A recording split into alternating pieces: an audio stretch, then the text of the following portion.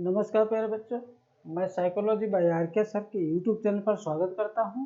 और हम लोग इससे पहले वाली वीडियो में व्यक्तित्व पढ़े, यानी शरीर रचना के आधार पर व्यक्तित्व पढ़े, फिर सामाजिक दृष्टिकोण के आधार पर व्यक्तित्व पढ़े, फिर सैद्धांतिक आधार पर पढ़े, सामाजिक आधार पर पढ़े।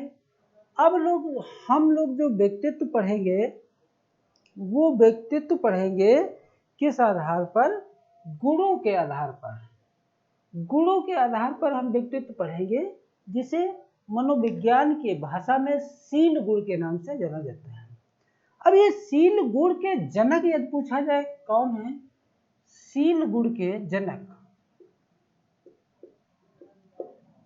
शील गुण के जनक कौन है? तो ये शील गुण के जो जनक हैं वो आलपोर्ट हैं। कौन है? आलपोर्ट। शील गुण के जनक कौन है? तो आलपोर्ट हैं। आपके एग्जाम में डायरेक्ट क्वेश्चन पूछा जाता है कि शील गुण के जनक कौन है? तो आलपोर्ट हैं। लेकिन यही शील गुण जो है इनको आगे बढ़ाने का श्रेय, आगे बढ़ाने का श्रेय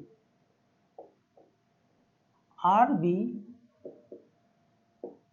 कैटल को जाता है। किसको जाता है? आर.बी. कैटल को जाता है, जिन्होंने शील गुणों को आगे बढ़ाया। आलपोर्ट ने बताया कि व्यक्ति के अंदर ऐसे गुण जो व्यक्ति चाह करके भी ना बदल सके, उन्हें हम शील गुण कहते हैं। यानी ऐसे गुण जो व्यक्ति चाह कर भी न बदल सके,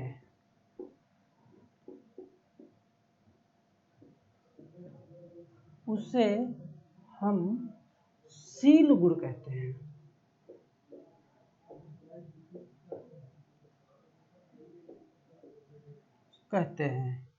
यानी व्यक्ति चाहता है कि हम इन गुणों को, इन आदतों को बदल दें, छोड़ दें, लेकिन वो फिर भी नहीं बदल पाता, उन्हें हम शील गुण के नाम से जानते हैं। आलपोर्ट ने शील गुण मुख्यतः दो प्रकार बताया। शील गुण कितने प्रकार के बताए? तो दो प्रकार के बताए। वो दो प्रकार कौन कौन से हैं? पहला है सामान्य शील गुण,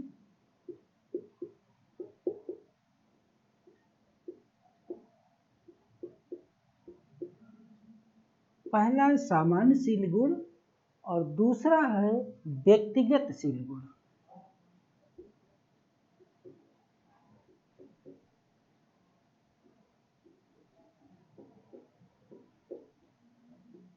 यानी पहला सामान्य शील गुण और दूसरा व्यक्तिगत शील गुण। सामान्य शील गुण को हम लोग पढ़ते हैं तो हम कह सकते हैं किसी समाज या संस्कृति के अधिकांश व्यक्तियों में कुछ न कुछ गुण ऐसी मात्रा में पाए जाते हैं। समाज या सांस्कृतिक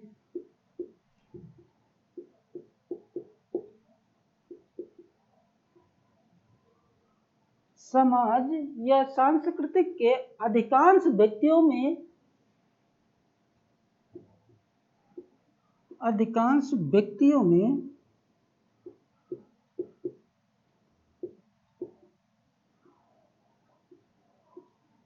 कुछ न कुछ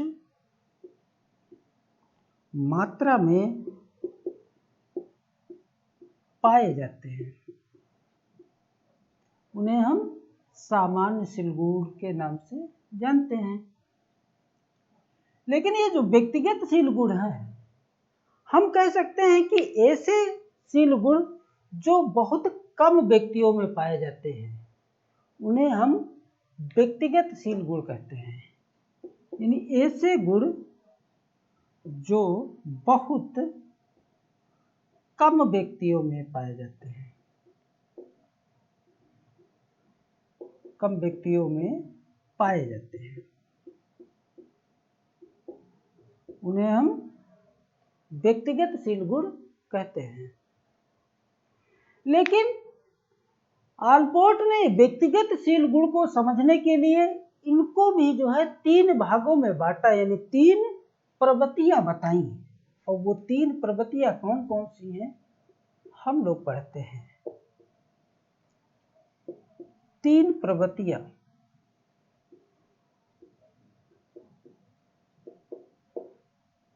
या भाग। आपके एग्जाम में प्रश्न पूछा जाता है कि आलपोर्ट ने कितने गुण बताए, तो सामान्यशील गुण और व्यक्तिगतशील गुण। लेकिन व्यक्तिगतशील गुण के भी जो है 3 भागों में बांटा, 3 प्रवृत्तियां बताई। एक एक को हम लोग पढ़ेंगे। पहला है प्रधानशील गुण व्यक्तित्व।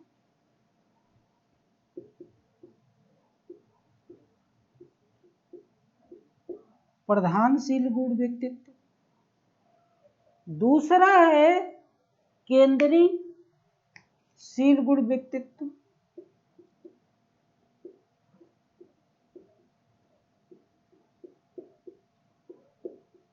प्रधानशील गुण और केंद्रीयशील गुण व्यक्तित्व। और तीसरा है गौड़ गुण व्यक्तित्व। कौन सा है? गौड़ गुण व्यक्तित्व। ये 3 भागों में जो है व्यक्तिगतशील गुणों को आलपोर्ट ने विभाजन किया। एक एक को हम लोग पढ़ते हैं। प्रधानशील गुण हम कह सकते हैं कि किसी भी व्यक्ति में ऐसे गुण जो सर्वाधिक मात्रा में पाए जाते हैं और छिपाने पर भी नहीं छिपते, ये आसानी से दिख जाते हैं, उन्हें हम प्रधानशील गुण कहते हैं। आपको फिर से बता रहे हैं कि मतलब ऐसे किसी भी व्यक्ति में ऐसे गुण जो सर्वाधिक मात्रा में पाए जाते हैं उन्हें हम प्रधानशील गुण कहते हैं। और ये जो सर्वाधिक मात्रा में पाए जाते हैं ये गुण छिपाने पर भी व्यक्ति से नहीं छिपते, ये आसानी से दिख जाते हैं, आसानी से दिख जाते हैं। हम कह सकते हैं कि ये संख्या में कम व्यक्ति होते हैं। संख्या में कम व्यक्ति होते हैं, कम व्यक्ति होते हैं। और दूसरा देखते हैं केंद्रीय, यानी प्रधान गुणों की तुलना में ये अधिक होते हैं। क्या होते हैं? जिसे आपने देखा कि जो है प्रधान जो शील गुण होते हैं तो ये सर्वाधिक मात्रा में अधिकांश व्यक्तियों में होते हैं। लेकिन जो केंद्रीय गुण होते हैं ये जो है प्रधान गुणों की तुलना में अधिक होते हैं और इनको गुण दिखलाने का अवसर नहीं मिलता। क्या होता है? ये इनके अपेक्षा तो इनमें गुण ज्यादा होते हैं, लेकिन ये जो है इनको गुण दिखलाने का अवसर नहीं मिलता है। लेकिन ये संख्या में सबसे अधिक होते हैं।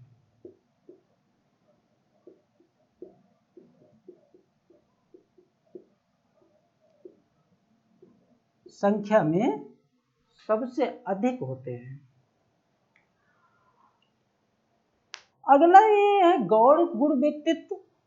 हम कह सकते हैं ये अत्यंत संकुचित मात्रा में पाए जाते हैं और इस प्रकार के व्यक्ति अवसर मिलने पर भी प्रदर्शन नहीं कर पाते हैं। इस प्रकार के व्यक्ति अवसर मिलने पर भी अपने गुणों का प्रदर्शन नहीं कर पाते, उन्हें हम गौड़ गुण व्यक्तित्व कहते हैं। एक एक उदाहरण हम तीनों गुणों का लेते हैं। ये प्रधानशील गुण जैसे गांधी, महात्मा गांधी, महात्मा गांधी। आपने देखा है महात्मा गांधी के विचारधारा के व्यक्ति संख्या में बहुत कम होते हैं।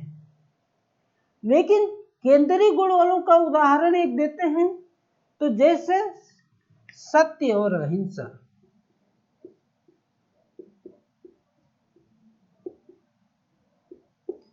सत्य और अहिंसा। यानी आप अमेरिका चले जाएं, लंदन चले जाएं, जापान चले जाएं और वहां पर आप सत्य और अहिंसा की बात करने लगे तो वहां के लोग ये ऑटोमेटिक समझ जाएंगे कि ये व्यक्ति भारत से आया हुआ है, ये गांधी की विचारधारा से व्यक्ति प्रभावित है, तो वो केंद्रीय गुण व्यक्तित्व के अंतर्गत आते हैं।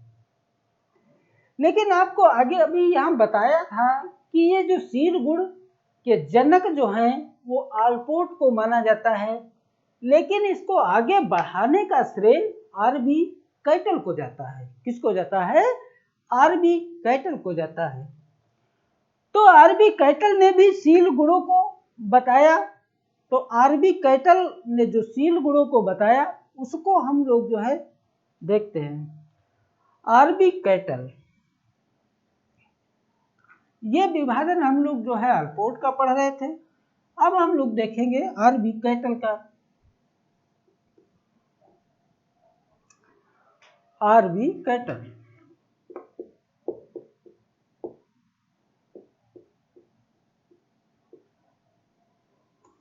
आरबी कैटल ने शील गुणों को दो भागों में बांटा। कितने भागों में? दो भागों में शील गुणों को बांटा। इन्होंने बताया जो दोनों भागों के शील गुणों का नाम, पहला बताया सतही शील गुण।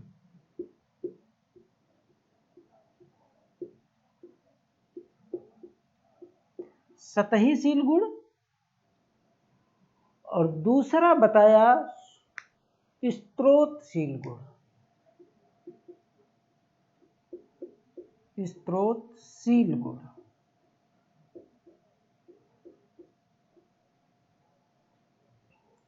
सतही शील गुण और स्त्रोतशील गुण। सतही शील गुण आरबी कैटल ने बताया कि व्यक्ति द्वारा अभिव्यक्त किए जा रहे व्यवहार से ये परिलक्षित होते हैं। क्या बताया? कि व्यक्ति द्वारा अभिव्यक्त किए जा रहे व्यवहार से ये परिलक्षित होता है, उसे हम सतही शील गुण कहते हैं। जैसे प्रसन्नता, परोपकारिता, जैसे प्रसन्नता, परोपकारिता, प्रसन्नता, परोपकारिता या सत्यनिष्ठा। सत्यनिष्ठा, ये जो है सतही शील गुण के अंतर्गत आते हैं। लेकिन जो स्रोतशील गुण होते हैं, हम कह सकते हैं कि व्यक्ति के व्यवहार के पीछे ये छिपे रहते हैं। क्या होता है? व्यक्ति के व्यवहार के पीछे स्रोतशील गुण छिपे रहते हैं तथा व्यक्ति को अप्रत्यक्ष रूप से नियंत्रित व निर्धारित करते हैं। आपने देखा ये जो सतही शील गुण थे ये प्रत्यक्ष व्यक्ति को नियंत्रित और निर्धारित करते थे, जबकि स्रोतशील गुण हैं ये अप्रत्यक्ष रूप से व्यक्ति को नियंत्रित व निर्धारित कैसे हैं करते हैं। जैसे हम कहते मित्रता। मित्रता ये स्रोतशील गुण है और ये व्यक्ति को कैसा प्रभावित करते हैं? तो अप्रत्यक्ष रूप से व्यक्ति को प्रभावित करते हैं। जैसे आपका कोई मित्र मोनू है, वो दिल्ली में है लेकिन आपका लगाव उससे है, वो आपके सामने नहीं है, प्रत्यक्ष नहीं है, लेकिन फिर भी आपकी उससे इतनी ज्यादा मित्रता है तो वो आप प्रभावित कर रहा है। तो ये कैसे प्रभावित करते हैं? अप्रत्यक्ष रूप से प्रभावित करते हैं। ये तो शील गुणों का विभाजन हुआ। अब आगे हम लोग देखते हैं कि एक मनोवैज्ञानिक है थार्नडाइक। थार्नडाइक ने जो है शील गुणों को चिंतन के आधार पर विभाजित किया। थार्नडाइक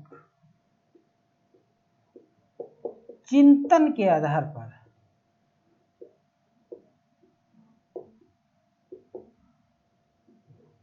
आधार पर विभाजन किया। थार्नडाइक ने बताया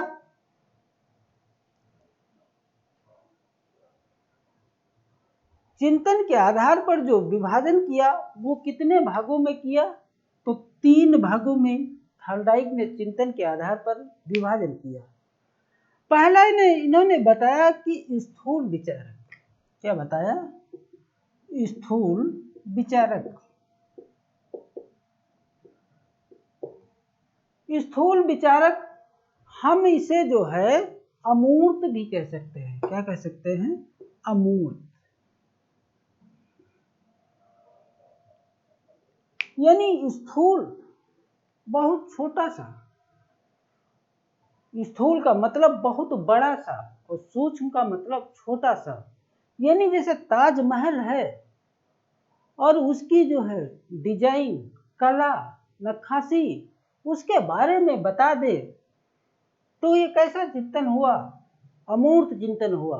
क्योंकि आपके सामने ताजमहल है नहीं, लेकिन आपके सामने ये क्लास में हम बता दें तो चिंतन कैसा हुआ, अमूर्त हुआ। दूसरा इन्होंने बताया सूक्ष्म विचारक।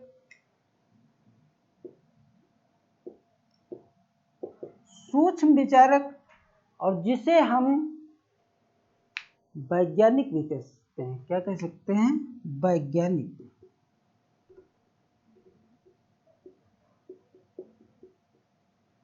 वैज्ञानिक, सूक्ष्म यानी वैज्ञानिक।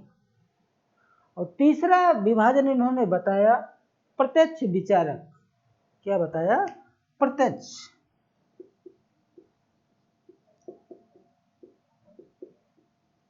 प्रत्यक्ष विचारक, इसमें हम किसको रख लेंगे, तो करके सीखना।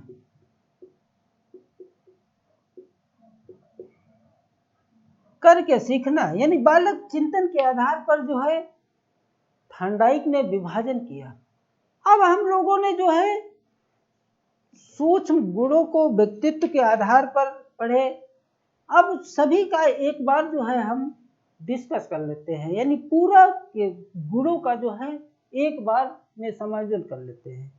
यदि आपसे प्रश्न पूछा जाए कि शरीर रचना के आधार पर मनोवैज्ञानिक, कितने मनोवैज्ञानिकों ने व्यक्तित्व को परिभाषित किया है शरीर रचना के आधार पर, तो 2 मनोवैज्ञानिक। कौन कौन से, शेल्डन व कैस्मर। पूछा जाए आपसे एग्जाम में कि शेल्डन ने व्यक्तित्व को कितने भागों में बांटा, तो शेल्डन ने व्यक्तित्व को 3 भागों में बांटा। कौन कौन से वो 3 भाग, गोलाकार, लंबकार और आयताकार।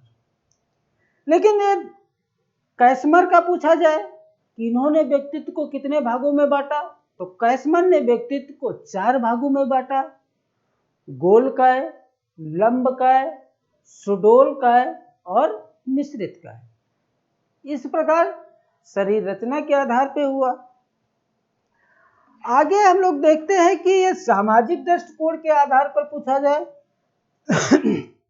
तो सामाजिक दृष्टिकोण के आधार पर व्यक्तित्व को सामाजिक दृष्टिकोण के आधार पर व्यक्तित्व को परिभाषित किसने किया, तो युंग या जुंग ने परिभाषित किया। युंग ने व्यक्तित्व को कितने भागों में बांटा, तो 3 भागों में बांटा, अंतर्मुखी, बहिर्मुखी और उभयमुखी। यदि आपके एग्जाम में पूछा जाए कि एडलर ने व्यक्तित्व को कितने भागों में बांटा, तो 2 भागों में बांटा, हीन भावना और श्रेष्ठ भावना। यदि आपसे एग्जाम में पूछा जाए कि हिप्पोक्रेटस ने व्यक्तित्व को कितने भागों में बांटा, तो 4 भागों में बांटा। वो 4 भाग कौन कौन से हैं, आशावादी, क्रोधी, विषादी और मंदबुद्धि। ये जो विभाजन है हिप्पोक्रेटस का, ये विभाजन दुनिया का सबसे प्राचीन विभाजन माना जाता है। यदि आपके एग्जाम में क्वेश्चन पूछा जाए कि स्पेंजर ने व्यक्तित्व को कितने भागों में बांटा, तो 6 भागों में बांटा। कौन कौन से भाग, सैद्धांतिक, धार्मिक, सामाजिक, राजनीतिक, कलात्मक और आर्थिक। ये 6 भाग शेल्डन के हैं। आपके एग्जाम में पूछा जाए कि भारतीय दृष्टिकोण के आधार पर व्यक्तित्व को कितने भागों में बांटा गया, तो 3 भागों में बांटा गया। कौन कौन से? सात्विक, राजसी और तामसी। इसका उल्लेख कहाँ मिलता है? तो श्रीमद् भगवत गीता में मिलता है, अध्याय 14 और श्लोक 3 में मिलता है। लेकिन भारतीय आयुर्वेद के आधार पर व्यक्तित्व को कितने भागों में बांटा गया? तो 3 भागों में बांटा गया। लेकिन यदि पूछा जाए कि गुणों के आधार पर व्यक्तित्व को कितने भागों में बांटा गया, तो गुणों के आधार पर व्यक्तित्व को 2 भागों में बांटा, सामान्यशील गुण और व्यक्तिगतशील गुण। इसका विभाजन किसने किया?